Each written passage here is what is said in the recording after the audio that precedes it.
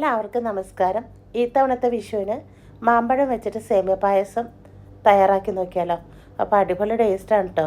തയ്യാറാക്കി നോക്കാത്തവർ ഒന്ന് ചെയ്ത് നോക്കിട്ടോ. അപ്പോൾ നമുക്ക് ആദ്യം തന്നെ കാഷ്നട്ടും മുന്തിരിയൊക്കെ ഒന്ന് വറുത്തെടുക്കാം. അപ്പോൾ അതിനായിട്ട് ഒരു ഉരുളി വെച്ചെടുത്തിട്ടുണ്ട്. അതിലേക്ക് 1.5 ടീസ്പൂൺ നെയ്യ് ചേർത്തെടുക്കാം. എന്നിട്ട് ഉണക്കമുന്തിരിയും കാഷ്നട്ടൊക്കെ ഒന്ന് ഇട്ട് കൊടുത്തിട്ടുണ്ട്. അതൊന്ന് ഫ്രൈ ആക്കിയിട്ട് ഒരു ബൗളിലേക്ക് മാറ്റി വയ്ക്കാം.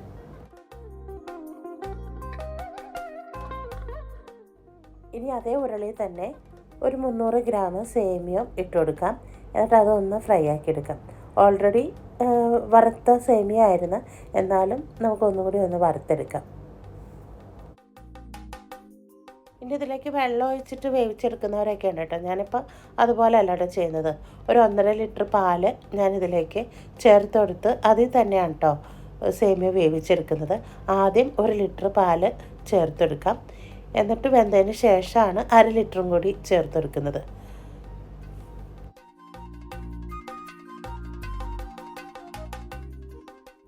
അപ്പോൾ 1 ലിറ്റർ പാൽ മൊത്തം ഞാൻ ഇതിലേക്ക് ഒഴിച്ചു കൊടുത്തിട്ടുണ്ട്. 1/2 ലിറ്റർ മാറ്റി വെച്ചിട്ടുണ്ട്. ഇനി ഇതിലേക്ക് ആവശ്യമായിട്ടുള്ള പഞ്ചസാര ചേർത്തെടുക്കാം.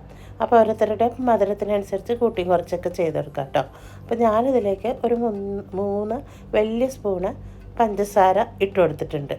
ഇനി ഇതിലേക്ക് ഇതുപോലെ വലിയൊരു മാമ്പഴം എടുത്തിട്ടുണ്ട്. നല്ല പഴുത്ത് മധുരമുള്ള മാമ്പഴമാണ് കേട്ടോ. അത് ചെത്തിയിട്ട് ഒരു മിക്സിയുടെ ബൗളിലേക്ക് ഇട്ട് കൊടുത്തിട്ടുണ്ട്. എന്നിട്ട് 2-3 ഏലക്കയും കൂടി ഇട്ട് കൊടുത്തിട്ട് ഒന്ന് അരച്ചെടുത്തിട്ടുണ്ട്. അപ്പോഴേക്കും നമ്മുടെ സേമിയൊക്കെ ഇവിടെ നല്ലപോലെ തിളച്ചൊക്കെ വന്നിട്ടുണ്ട്, വെന്തും വന്നിട്ടുണ്ട്. ഇനി ഇതിലേക്ക് നമ്മുടെ മാമ്പഴം ഇതിലേക്ക് ഇട്ട് കൊടുക്കാം.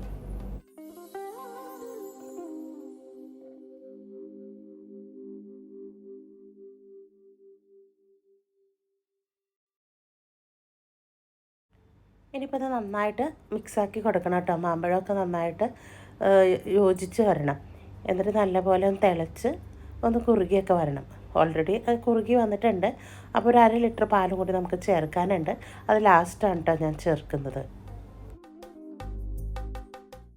ഇനി 1/2 ലിറ്റർ പാലും കൂടി ഇതിലേക്ക് ചേർത്ത് കൊടുത്തിട്ട് ഒന്ന് ലൂസാക്കിയിട്ടുണ്ട് കേട്ടോ. അതൊന്നും കാണിക്കാൻ പറ്റിയില്ല. അപ്പോൾ 1/2 ലിറ്റർ പാലും കൂടി ഞാൻ ചേർത്ത് കൊടുത്തിട്ടുണ്ട്.